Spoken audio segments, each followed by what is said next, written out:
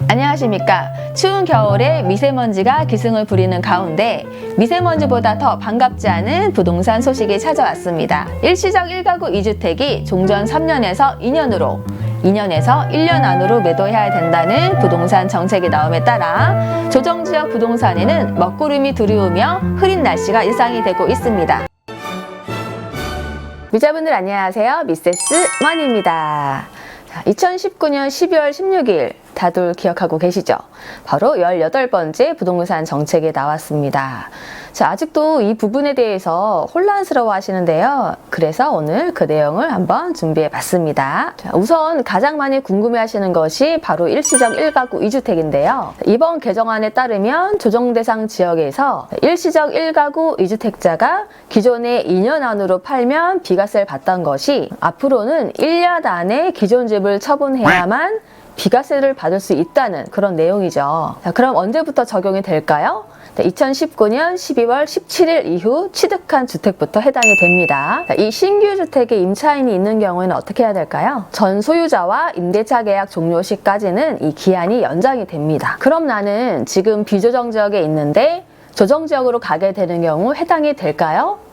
아니죠. 비조정지역에서 조정지역으로 가는 경우나 또 조정지역에서 비조정지역으로 가는 경우, 비조정지역에서 비조정지역으로 가는 경우는 해당이 되지 않습니다. 이와 같은 경우에는 종전처럼 기존과 동일한 일시적 2주택 비과세 혜택이 가능합니다. 따라서 12월 16일 발표한 부동산 정책에서는 조정지역에서 조정지역으로 이동하는 경우에만 해당이 된다는 점 기억하세요. 그럼 그 전에 나왔던 정책들과 어떻게 다른지, 취득 시점은 어떻게 따져봐야 되는지, 이게 가장 또 궁금하신 부분이잖아요. 제가 그거 한번 짚어드릴게요. 자, 집중해서 잘 들어보세요. 자, 우리가 예전 방송에서도 배웠었죠? 자, A주택, B주택이 있습니다. 자, A주택을 취득하고 B주택을 취득하는 시점은 적어도 1년 이상 벌어져야 된다는 거 기억나시죠? 자, 기억 안 나시는 분들은 지난 영상 다시 한번 보고 오세요. 자, 그리고 이 B주택 취득일로부터 A주택을 3년 안으로 팔면 비과세였죠.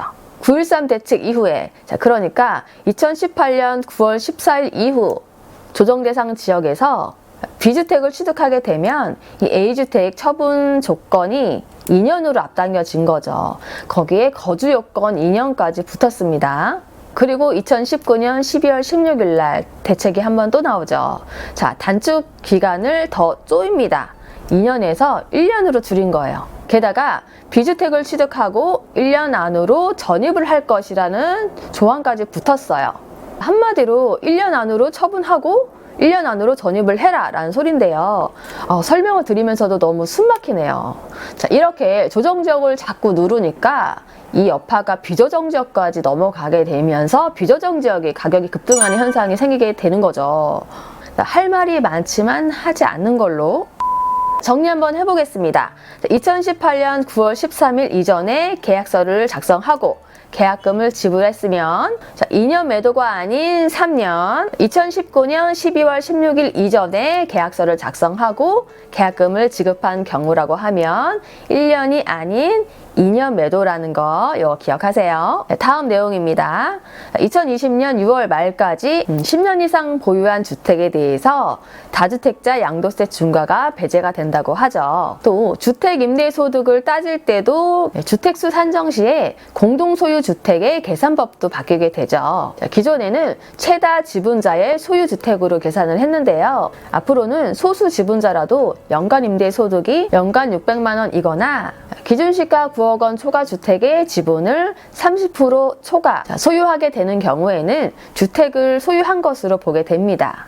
예를 들어 부부가 한 주택을 공동 소유하고 있는 경우에는요, 지분이 더 큰 사람에게 가산을 하고요, 지분이 같을 때는 부부가 선택한 한 사람에게만 소유주택이 가산이 된다는 얘기입니다. 9억 원 초과 겸용주택, 즉 상가주택은 주택과 주택 외 부분을 분리해서요, 양도 차익과 장기보유 특별공제를 적용 적용을 합니다. 주택 연면적이 상가 연면적을 초과하는 9억 원 초과 상가주택을 보유한 1가구 1주택자는 양도시에는 주택처럼 80% 장기보유 특별공제가 적용이 됐었는데요. 앞으로는 상가에 따로 세금이 부과가 되고요. 최대 30%만 장기보유 특별공제가 적용이 됩니다.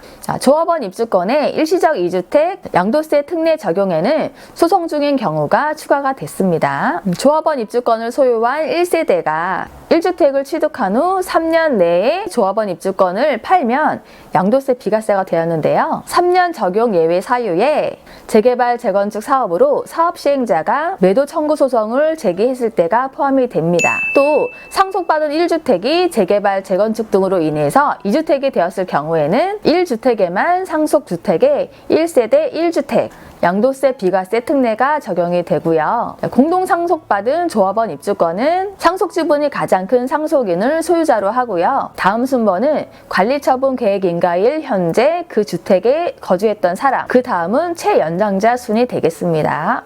2020년부터 소형주택 85제곱미터 이하 6억 원 이하 소형 임대주택을 2가구 이상 임대할 때 세액 감면율이 축소가 됩니다. 단기 민간 임대주택은 30%에서 20%로, 장기 민간 임대주택은 75%에서 50%로 축소가 되죠. 여기에 또 중요한 사항이 있죠. 조정 대상 지역 내에서 등록을 하는 임대주택일 경우에는 거주 요건 2년을 충족을 해야 1세대 1주택 비과세를 받을 수 있다는 거죠. 주택 임대소득 등에서도 세제 혜택을 위한 임대료 상한 요건도 강화되는데요. 민간임대주택법 개정으로 임대료 상한율이 연 5%에서 5%로 바뀌게 됩니다. 한마디로 1년 내 임대료를 또 올리는 게 불가능해진다는 얘기가 되죠. 다가구 주택도 종합부동산세 합산 배제를 위해서는 시군구에 임대주택 사업자로 등록을 해야 합니다. 부담부 증여의 양도차액을 산정할 때도요. 양도가액을 기준시가로 할 경우에는 취득가도 기준시가로 해야만 됩니다. 여기까지인데요. 이 정책이 하도 바뀌어서 요새는 세무사들도 세법 계산하기 되게 힘들다 하더라고요. 겁난데요. 잘못 계산할까봐. 이건 우픈 얘기입니다. 자, 여기에 지난주 2월 20일 날 19번째 부동산 정책이 또 나왔죠.